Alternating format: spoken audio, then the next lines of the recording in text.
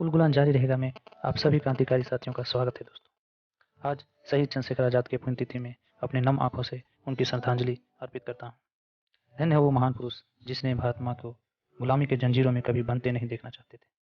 अंग्रेजों के द्वारा लगातार शोषण और अत्याचार का डट कर सामना करते और उन्हें उन्हीं के लफ्जों में जवाब देते। जी हाँ दोस्तों, आज़ाद का जन्म 23 जुलाई 1906 को आदिवासी गांव भावरा में हुआ था, जो तत्कालीन मध्य प्रदेश में था। इनके माता का नाम श्री जगमनी देवी और पिताजी का नाम सीताराम तिवारी था। बचपन से ही साहसिक कार्य करने में दिलचस्पी थी। बहुत ही जिद्दी स्वभाव के थे, जो एक बार कमिटमेंट कर देते बेखूबी निभाते, चाहे कितनों परेशानियों का सामना क्यों न करना पड़े। आजाद को पढ़ने लिखने में उतना मन नहीं लगता था। जब वे बड़े हुए तो घर से भागकर बनारस चल गए और अपने फूफा के घर ठहरे। तब उनके फूफा ने बनारस संस्कृत विद्यापीठ में दाखिला करवा दिया। उस समय संस्कृत विद्यापीठ क्रांतिकारियों का केंद्र बिंदु माना जाता था। बचपन से ही देश को आज़ाद करने की चाहत और संस्कृत विद्यापीठ में क्रांतिकारी साथियों और अध्यापकों के छत्रछाया में आज़ाद के नस नस में आज़ादी का लहर दौड़ गया। जी हाँ दोस्तों, 1919 में हुए जालियांवाला बाग नरसंहार में उन्हें पूरा झकझोर कर रख दिया। अंग्रेजों के द्वारा कर रहे अत्याचार शोषण के विरुद्ध हमेशा उनका गुस्सा सातवें आसमान में रहता था और मन ही मन सोचता कि इन अंग्रेजों को कैसे सबक सिखाऊं, कब मौका मिलेगा मुझे दूध का दूध और पानी का पानी करने का। तभी 1921 में महात्मा गांधी के द्वारा चलाया गया असहयोग आंदोलन में कूद पड़े और हर जगह धरना प्रदर्शन में जाने लगे। एक बार धरने में ही पकड़कर अंग्रेजों ने कोर्ट में पेशी की। उस समय मजिस्ट्रेट खरघाट बहुत ही कठोर सजा सुनाते थे। जब आजाद से उनकी व्यक्तिगत सवाल पूछा गया तो आजाद आंखों में आंखें डालकर जवाब दिया। आजाद को पूछा, तुम्हारा नाम क्या है? आजाद ने जवाब दिया, मेरा नाम आजाद है। तुम्हारे पिता का नाम क्या है? स्वाधीनता। तुम्हारा घर कहाँ है? जेल खाना। ऐसे तीखे जवाब से जज आग बबूला हो गया और आजाद को 15 बेतों की सजा सुना दी। जी हाँ दोस्तों, मात्र 14 साल की उम्र में ही इतनी यातनाएं शायद ही कोई साधारण इंसान सहन कर पाता। जल्लादों ने पूरी शक्ति के साथ 15 बेते आजाद की पीठ पर बरसाए। हर बेत पर आजाद भारत माता की जय, महात्मा गांधी की जय का नारा लगाते। जब पूरे बेते लग गए तब जेल के नियमानुसार जेलर ने आजाद के हाथ में 3 आने पैसे रख दिए।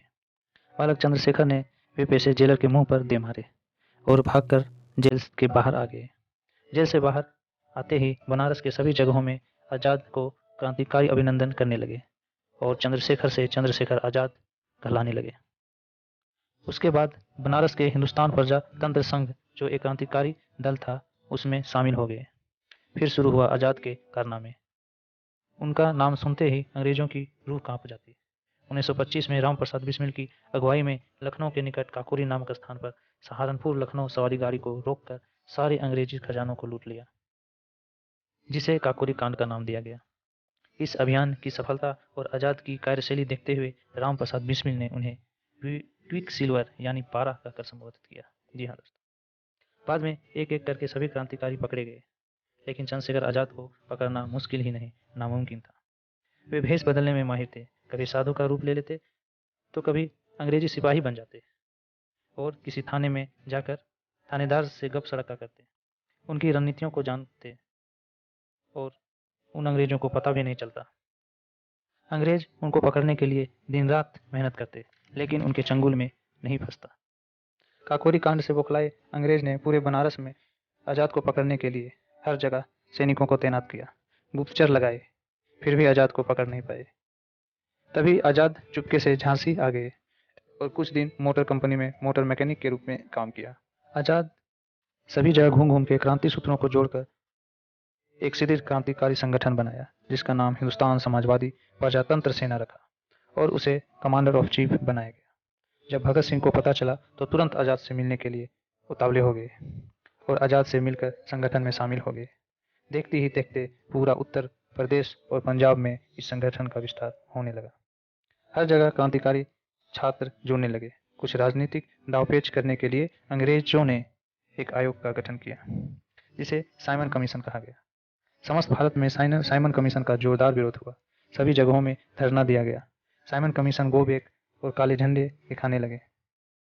तभी लाहौर में एक महाजुटान हुई और लाला लाजपत राय के अगुवाई में विरोध प्रदर्शन किया गया। अंग्रेजी सेना का पुलिस अधीक्षक सॉन्डर्स ने लाठीचार्ज करने का आदेश दिया।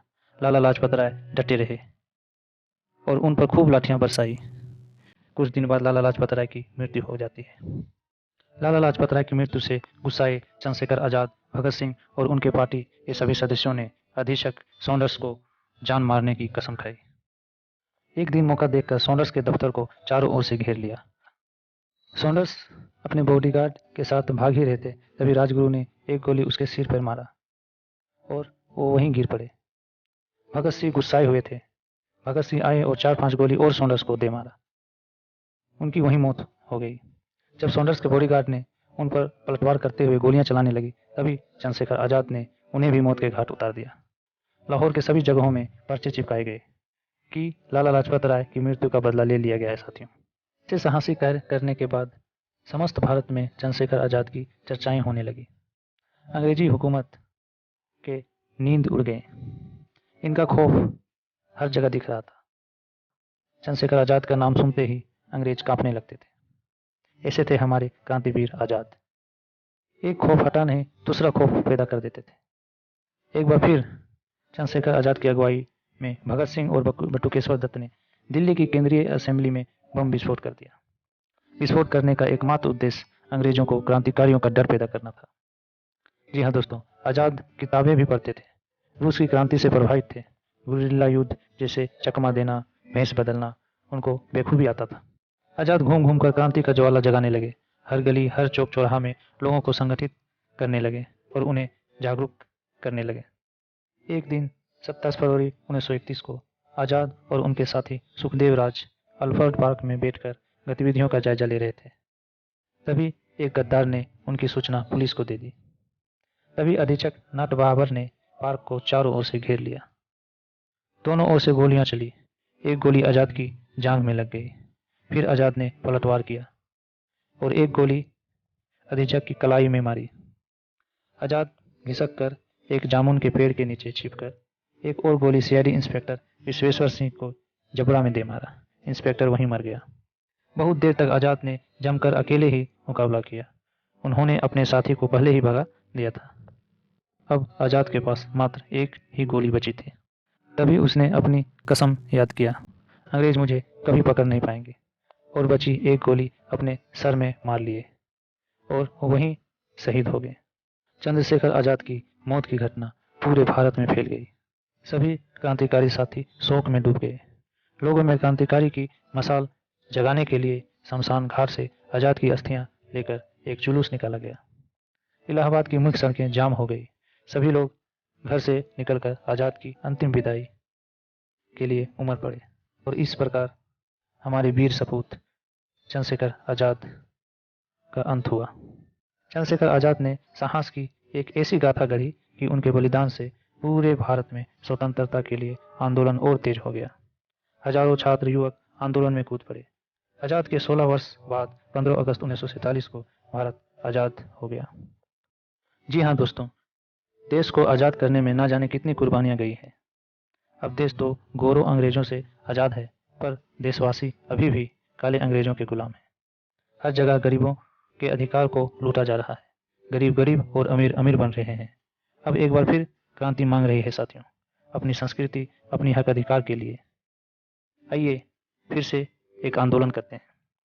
इन मूर्खों और गद्दारों के हाथों में देश को मत सौंपिए। आपको आगे आना पड़ेगा।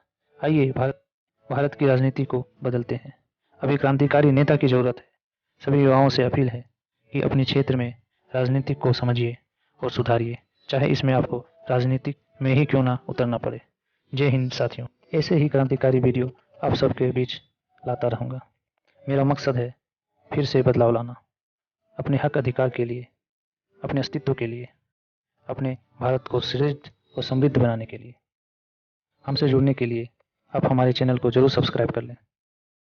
जय हिंद साथियों।